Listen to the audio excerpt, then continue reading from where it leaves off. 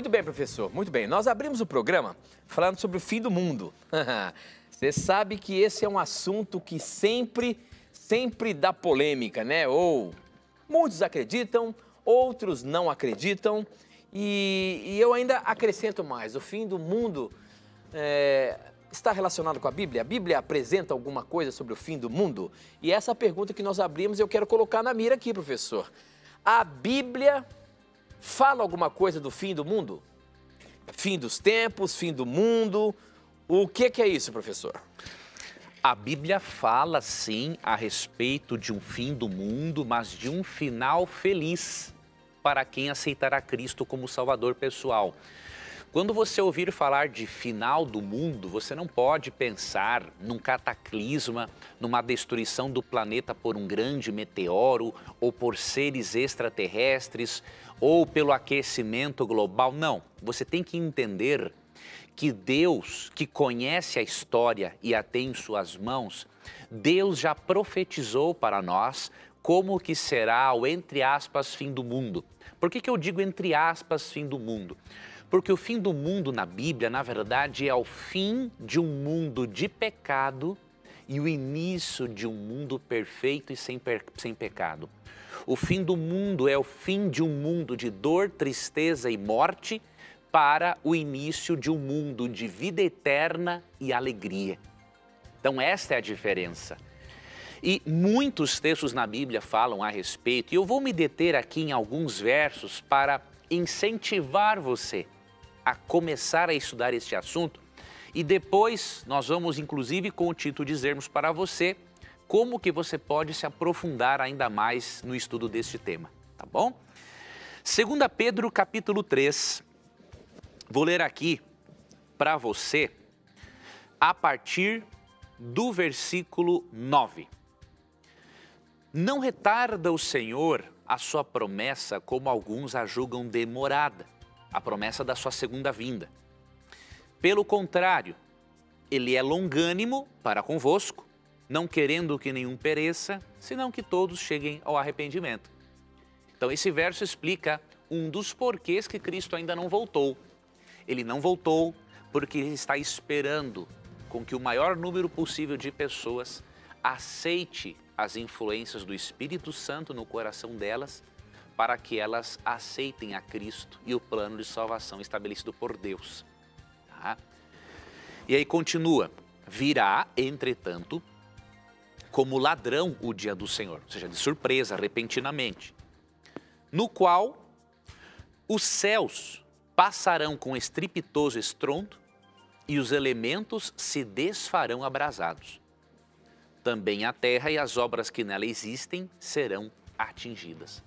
Ou seja, virá um momento chamado Dia do Senhor, que é o dia do juízo final, e isto ocorrerá quando Cristo voltar em glória e majestade nas nuvens dos céus, como diz Apocalipse 1:7, Mateus 24:30, Mateus 25, 31 a 46. Cristo virá em glória e majestade, não através de um arrebatamento secreto da igreja, mas em glória e majestade, e aí vai acontecer o chamado Dia do Senhor, o dia do juízo. Creia você ou não, queira você ou não, um dia todos deveremos prestar contas a Deus. Não tem saída. Você pode até usar o seu ateísmo e querer reforçar a sua descrença com argumentos filosóficos, mas nada disso vai livrar você do dia do juízo. Você vai ter que estar diante de Deus como alguém salvo por meio de Cristo ou como alguém perdido. E a decisão será unicamente sua. E segue o texto. Visto que todas essas coisas hão de ser assim desfeitas, ou seja, o planeta será consumido e purificado pelo fogo, deveis ser tais como os que vivem em santo procedimento e piedade. Aqui já ensina qual deve ser o nosso estilo de vida, enquanto aguardamos a volta de Cristo. Esperando e apressando a vinda do dia de Deus, por causa do qual os céus incendiados serão desfeitos e os elementos abrasados se derreterão. Se o verso terminasse até aqui, se o tema terminasse aqui, seria um final triste, né? O mundo terminaria em fogo, em chamas e todos seriam destruídos. Mas graças a Deus o texto não termina aqui. Veja o que diz o versículo 13. Nós, porém, nós quem? Os salvos, os que aceitaram a Cristo como Salvador e Senhor. Nós, porém, segundo a sua promessa, esperamos novos céus e nova terra, nos quais habita justiça. Veja que bênção. Jesus voltará para executar o juízo final. A terra será purificada do pecado e dos pecadores que não se arrependeram por meio do fogo. Eles serão castigados e depois destruídos. E depois desta purificação do planeta através do fogo, o apóstolo Pedro diz que Deus nos dará novos céus e nova terra, nos quais habita justiça. Todas as condições geográficas da terra, climáticas, morais, mudarão. O mundo será perfeito como era perfeito ao sair das mãos do Criador. E o que você e eu podemos esperar nesta nova terra? Entre muitas coisas, e eu não vou ler, obviamente, todos os textos bíblicos sobre o assunto, até porque eu não vou lembrar de todos também, Apocalipse 21, 4. Na verdade, Apocalipse 21, 3 e 4 diz um pouquinho de como será a condição de vida da humanidade nessa terra renovada por Deus. Lembre-se, o fim do mundo é o fim de um mundo de pecado, de dor e sofrimento e o início de um novo mundo, sem pecado, sem dor e sem sofrimento. E parte do estilo de vida dos salvos na eternidade será este. Então ouvi grande voz vinda do trono, dizendo: Eis o tabernáculo de Deus com os homens.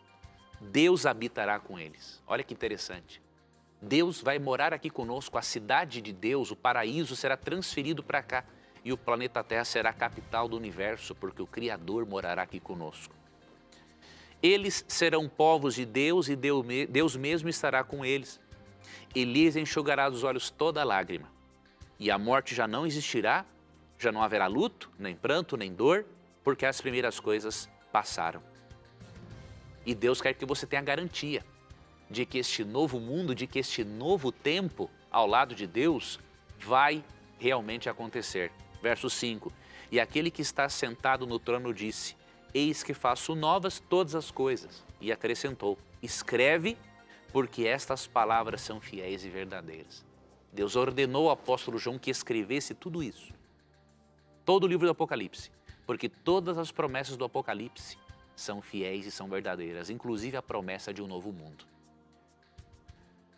Talvez você seja uma pessoa cética e esteja pensando assim: isso é impossível Jesus voltar. Eu quero analisar com você, tanto biblicamente quanto filosoficamente, de que é perfeitamente possível Cristo voltar. Em primeiro lugar, Cristo veio ou não veio pela primeira vez? Ele veio. Você sabe que hoje em dia, questionar a existência do Cristo histórico é um absurdo, né? Tanto que a história toda é dividida em antes e depois de Cristo. Então Cristo existiu como personagem histórico. O detalhe é que Cristo, você precisa ser radical em relação à sua postura, em relação acerca de Cristo. Cristo disse, por exemplo, em João 14, 1 a 3, que ele voltaria e buscaria aqueles que aceitaram o seu plano de salvação. Então, ou você crê que Cristo realmente tinha razão acerca do que ele dizia, ou ele era um lunático. Porque no verso 6 de João 14, ele chegou a dizer que ele era o único caminho de salvação. E ele chega a dizer em João 14, 8 e 9, João 10, 30, que ele é Deus. Então, ou Cristo, como personagem histórico, tinha perfeita sanidade mental e sabia o que estava dizendo, ele era um lunático. Eu prefiro crer na primeira hipótese, porque a inteligência de Cristo é muito sofisticada para ele ser um lunático. Então, ele prometeu que iria voltar. E você acha que Cristo teria algum benefício intervindo a este mundo, morrer numa cruz e depois não concluir o plano de salvação? Não beneficiar diretamente com os méritos do seu sacrifício aqueles que o aceitaram como Salvador? Então, por uma questão de lógica, vale a pena crermos que se ele veio pela primeira vez e ele não era um lunático, tinha perfeita sanidade mental e uma inteligência muito avançada, e ele prometeu que via de novo, é claro que ele vai voltar. Não tem um porquê duvidar isso. E aí você pode continuar tendo outras questões. E o apóstolo Pedro ajuda você, por exemplo, a resolver a seguinte questão. Nossa, mas é inviável que o mundo seja destruído pelo fogo. É inviável que caia fogo do céu um dia e que Deus destrua o mundo pelo fogo para depois renová-lo. Eu quero lhe mostrar, eu quero lhe ajudar a entender que Deus, mesmo não agindo contra as suas leis, da física, da química, Deus, Ele é o criador dessas leis e Ele conhece leis e criou leis que nós ainda não conhecemos. E Pedro argumenta em relação aos céticos dos dias dele, dizendo o seguinte, em 2 Pedro 3, versos 3 em diante, ó. Tendo em conta, antes de tudo, que nos últimos dias virão escarnecedores com seus escárnios, andando segundo as próprias paixões e dizendo, onde está a promessa da sua vinda? Porque desde que os pais dormiram, todas as coisas permanecem como desde o princípio da criação. Ou seja, Pedro, há cerca de 2000 anos, profetizou que nos últimos dias existiriam escarnecedores, zombando, duvidando da segunda vinda de Cristo. E aí Pedro argumenta da seguinte forma no verso 5. Porque deliberadamente esquecem que de longo tempo houve céus bem como terra, a qual surgiu da água e através da água pela palavra de Deus, pela qual veio a aparecer o mundo daquele tempo, afogado em água. Ora, os céus que agora existem e a terra, pela mesma palavra de Deus, não é? Têm sido entesourados para o fogo, estando reservados para o dia do juízo e destruição dos homens ímpios. Então Pedro argumenta, se um dia existiu um dilúvio, e se você analisar aspectos da geologia, você vai perceber que há evidências bem interessantes e fortes a favor da existência de um dilúvio e que realmente das melhores explicações, se não a melhor explicação, na verdade, entre outras que existem, mas a melhor explicação para a existência de fósseis é o dilúvio. Então se aprofunde nisso.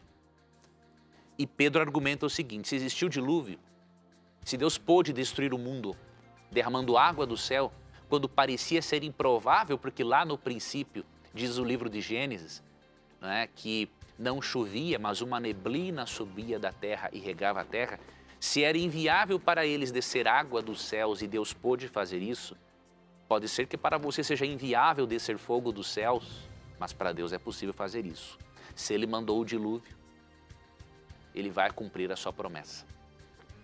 Agora, a pergunta é, você vai estar preparado, preparada para este evento? A resposta depende só de você dizer um sim para Cristo. Estudar a Bíblia e descobrir outras formas através das quais você pode estar preparado para a segunda vinda. E é por isso que nós, no Na Mira da Verdade, oferecemos para você sempre um estudo bíblico gratuito. Para você fazer um estudo bíblico temático, entender a Bíblia por temas, estudar, por exemplo, sobre a segunda vinda de Cristo, sobre os sinais que indicam a proximidade da segunda vinda de Cristo, porque o nosso propósito é ajudar você a se preparar para este evento. Aqui na Novo Tempo não tem nenhum santinho com uma auréola sobre a cabeça, né? Aqui ninguém é melhor do que ninguém, mas nós sabemos dos efeitos positivos que esta mensagem traz das nossas vidas e nós queremos repartir com você. E se você quiser aceitar esse bom desafio de estudar a Bíblia, mesmo que seja um ateu ou um agnóstico, ou de outra denominação religiosa, um espírita, um budista, um muçulmano, um judeu, não importa.